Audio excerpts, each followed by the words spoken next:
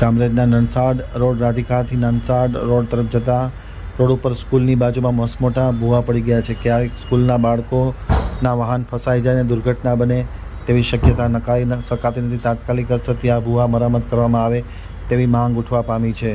Nansad road ઉપર રાધિકાથી Nansad road તરફ જતા રોડ ઉપર મોટા ભૂવા પડી ગયેલા હોય, ગમે ત્યારે મોટી દુર્ઘટના બને તો નવાય નહીં, કારણ કે બંને બાજુમાં બે સ્કૂલો આવેલી છે। એક CBS પબ્લિક સ્કૂલ છે અને બીજી મેરી પોપિન્સ સ્કૂલ તેમજ યુનિકી પબ્લિક સ્કૂલ આવેલી છે। જો કોઈ દુર્ઘટના ઘટશે તો જવાબદારી કોણ છે?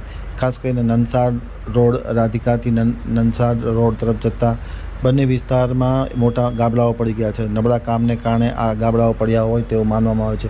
ખાસ કરીને વરસાદના સમયગાળામાં ગાબડાનું પ્રમાણ ખૂબ જ વધી ગયું છે।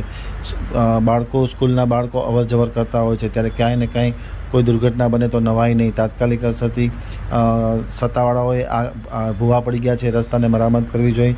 જોકે કેટલાક લોકોએ ખાસ કરીને સત્તાવાળાનું ધ્યાન ખેંચવા માટે ભાજપનો ઝંડો લગાડી અને આ સમગ્ર ઘટના અંગે ધ્યાન દોર્યું છે।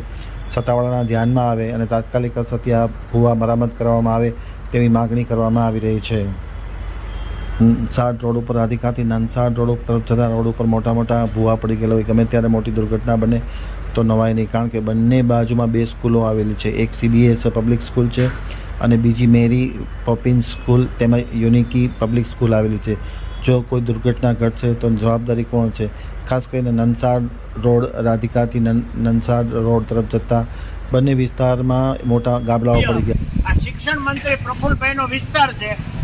ખૂણે ખૂણે આવા ઝંડા લગભગ 500 ઝંડા હોય ને તોય ઘટે એમ છે, આવો વિકાસ છે।